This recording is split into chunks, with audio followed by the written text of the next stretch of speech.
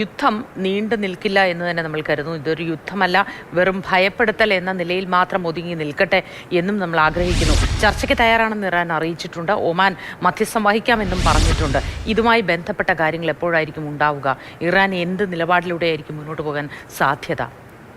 മോദി അതിനു മുമ്പ് ഒടുവിൽ വന്ന ഒന്ന് രണ്ട് വിവരങ്ങൾ കൂടെ പങ്കുവെക്കട്ടെ. അതായത് കഴിഞ്ഞ ദിവസം നമ്മളെല്ലാവരെയും വളരെ ഏറെ വേദനിപ്പിക്കുന്ന ദൃശ്യങ്ങളടക്കം പുറത്തു വന്നാണ് മിനാബിലെ സ്കൂളിലുണ്ടായ ഇസ്രായേലിൻ്റെ ആക്രമണത്തിൽ. അവിടെ മരണസംഖ്യ വീണ്ടും ഉയരുന്നു എന്ന വളരെ സങ്കടകരമായ റിപ്പോർട്ടാണ് രാവിലെ പുറത്തു വരുന്നത്.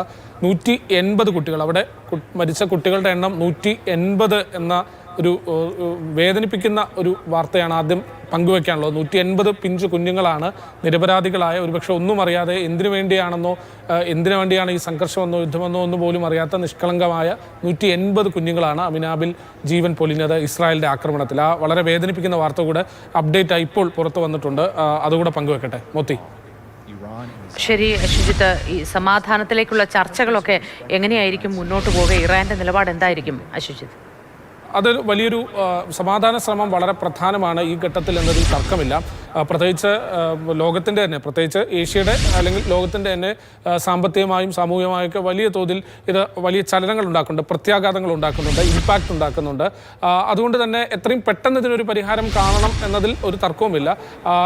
ഒമാൻ വീണ്ടും കഴിഞ്ഞ ദിവസം ഒമാനിലടക്കം ആക്രമണം ഉണ്ടായിരുന്നു എങ്കിൽ പോലും ഒമാൻ വീണ്ടും ആ റോൾ ഏറ്റെടുക്കുകയാണ്, മധ്യസ്ഥൻ്റെ റോൾ ഏറ്റെടുക്കുകയാണ്. കഴിഞ്ഞ ഘട്ടത്തിൽ കഴിഞ്ഞ ഒരാഴ്ച മുമ്പ് നടന്ന ഇറാനും അമേരിക്കയും തമ്മിൽ നടന്ന ആണവോർജ്ജവുമായി ബന്ധപ്പെട്ട ചർച്ചകളൊക്കെ ഈ ഒമാൻ്റെ മധ്യസ്ഥതയിൽ തന്നെയായിരുന്നു. അപ്പോൾ ആ റോൾ വീണ്ടും ഒമാൻ ഏറ്റെടുക്കുകയാണ്. അതിലൊരു പ്രതീക്ഷയുമുണ്ട്. ഒരുപക്ഷെ നിർണായകമായ ഒരു ഇടപെടൽ അതിൽ നടത്തിയേക്കാം.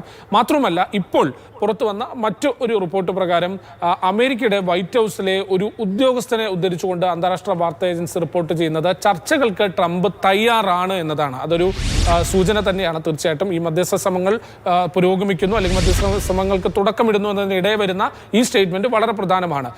വൈറ്റ് ഹൗസിന്റെ ഭാഗത്ത് തന്നെയാണ് വന്നത്, ഔദ്യോഗികമായി തന്നെയാണ് വന്നത്. അതായത് ഈ ഇറാനിലെ പുതിയ ഭരണ നേതൃത്വം താൽക്കാലികമായി ചുമതലയേറ്റ പരമോന്നത നേതാവ്, ഒപ്പം പ്രസിഡന്റ്, മറ്റ് ഭരണ സംവിധാനങ്ങൾ, ഇവരെല്ലാം ചേർന്ന് ഇവരുമായൊക്കെ ചർച്ചയ്ക്ക് തയ്യാറാണ് എന്ന് ട്രംപിൻ്റെതായി വന്ന ഒരു പ്രസ്താവനയായി വൈറ്റ് ഹൗസിലെ ഉദ്യോഗസ്ഥൻ ഉദ്ധരിക്കുന്നു. അങ്ങനെയെങ്കിൽ അതൊരു പോസിറ്റീവ് സൈനാണ്, അതൊരു അനുകൂലമായൊരു സൂചനയാണ്. ഒമാന്റെ കൂടെ മധ്യസ്ഥതയിൽ ഇന്ത്യ അടക്കം ഇടപെടലുകൾ നടത്തുമെന്ന് പറയുന്നു.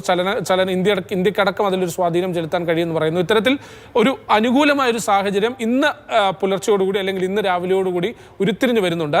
അത് ഏത് തരത്തിലാണ് ഇനി ഡെവലപ്പ് ചെയ്യുക എന്നുള്ളതാണ്. ഒരുപക്ഷെ ഈ ഒമാന്റെ മധ്യസ്ഥതയിലുള്ള ചർച്ചകളൊക്കെ എപ്പോൾ നടക്കുമെന്നത് സംബന്ധിച്ചൊരു വ്യക്തതയില്ല. ഇന്ന് തന്നെ തുടങ്ങാനാണ് സാധ്യതയെന്നും പറയുന്നു. ട്രംപ് ഒരു അനുകൂലമായെങ്കിലും, ഒരു പകുതിയാണെങ്കിൽ പോലും അനുകൂലമായെങ്കിലും പ്രതികരിച്ചിട്ടുമുണ്ട്. അങ്ങനെയാണെങ്കിൽ ഒരു പക്ഷേ ഇന്നോ അല്ലെങ്കിൽ നാളെയോടുകൂടിയൊക്കെ ഈ സംഘർഷത്തിന് അല്പമെങ്കിലും ഒക്കെ ഒരു ഫുൾ സ്റ്റോപ്പ് ഇടാൻ കഴിയും എന്ന് പ്രതീക്ഷിക്കാം.